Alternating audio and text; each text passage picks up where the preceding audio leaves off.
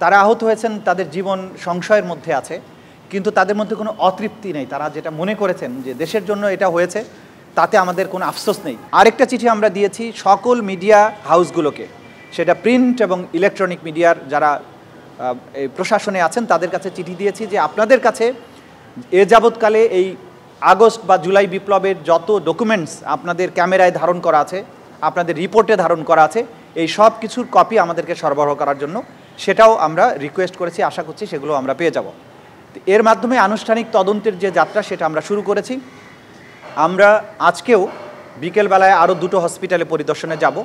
আমরা ধরেন prosecution team সহ তদন্ত সংস্থা গেলে বিস্তারিত তদন্তের সময়টা থাকে না, আমরা মোটামুটিভাবে দেখতে যাচ্ছি যে গ্র্যাভিটিটা কী ছিল, কিন্তু আসলে আমরা চলে আসার পরে পরবর্তী সময় তদন্ত সংস্থার লোকেরা গিয়ে আরও ডিটেল স্টেটমেন্ট দেবেন, যেটা ঘন্টার পর ঘন্টা সময় লাগবে বা দিনের পর দিন সময় লাগবে। এই কাজগুলো আমরা করছি। আমরা আজকে মেসেজ দিচ্ছি বাংলাদেশের এই ছাত্র জনতার অভ্যুত্থানে যে আমাদের ছাত্র নেতারা ছিলেন, সমন্বয়করা ছিলেন, তাদের সবার প্রতি আমাদের আহ্বান থাকবে যে আপনারা এই ফোরফ্রন্টে ছিলেন, ফিল্ডে ছিলেন, আপনারা দেখেছেন ঘটনাগুলো কিভাবে ঘটেছে। আপনাদেরকে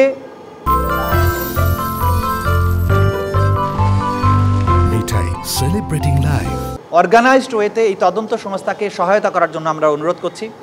খুব সহসাই আমরা ছাত্র নেতাদেরকে বা সমন্বয়কদেরকে আমাদের এখানে আহ্বান জানাবো, তাদের সাথে বসে আমরা তাদের কাছে যে সমস্ত তথ্য প্রমাণ আছে এগুলো সংগ্রহের ব্যাপারে তারা কিভাবে আমাদের সহযোগিতা করবেন সেই বিষয়গুলো নির্ধারণের জন্য তাদেরকে আমরা এখানে আমন্ত্রণ জানাবো।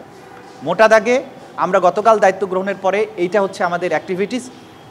প্রতিদিন আমরা যে সমস্ত কর্মকাণ্ড করব আমরা চেষ্টা করব আপনাদের মাধ্যমে জাতির কাছে তুলে ধরতে, যাতে স্বচ্ছতার সাথে যতদিন এই তদন্ত প্রক্রিয়া চলবে স্বচ্ছতার সাথে তদন্তটা হয় এবং জাতি জানতে পারেন যে আসলে আমরা কতটুকু কাজ করতে পারছি এবং যা ঘটেছে জাতির জীবনে জাতি যাতে বুঝতে পারে যে এই বিচার প্রক্রিয়ার মধ্যে কোনো জায়গায় কোনো রকমের কোনো অস্পষ্টতা নেই এবং প্রপারলি কাজটা হচ্ছে, যাতে করে জাতি প্রত্যেকেই এই যারা যা জানেন এই ঘটনার ব্যাপারে তারা যাতে তাদের যে সমস্ত চোখে দেখা জিনিস আছে সেটা আমাদেরকে সাক্ষী হিসাবে দিয়ে আমাদেরকে সহযোগিতা করেন। এটা হচ্ছে আজকের দিন আমাদের আহ্বান। তাদের বক্তব্য প্রত্যেকেই বিচার চান এবং বলেছেন বিচারের জন্য তারা যা যা করা দরকার সাক্ষী দেওয়া বা সব কিছুর জন্য তারা করবেন এবং তাদের একটা ক্রাইং নিড আছে।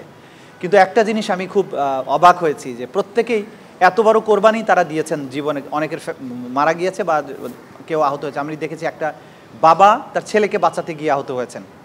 তারা আহত হয়েছেন, তাদের জীবন সংশয়ের মধ্যে আছে, কিন্তু তাদের মধ্যে কোনো অতৃপ্তি নেই। তারা যেটা মনে করেছেন যে দেশের জন্য এটা হয়েছে, তাতে আমাদের কোনো আফসোস নেই। তবে বাংলাদেশে যারা এত বড় অপরাধগুলো করেছে তাদের বিচার জন্য আমরা দেখে যেতে পারি। এটা প্রত্যেক ভিকটিমের ফ্যামিলির এবং ভিকটিমদের নিজেদের বক্তব্য ছিল। সুতরাং বিচারের ব্যাপারে তাদের এই ক্রাইং নিড আছে। তদন্ত সংস্থা এবং প্রসিকিউশন আমরা তাদের এই অনুভূতির প্রতি যথাযোগ্য সম্মান প্রদর্শন করব ইনশাআল্লাহ।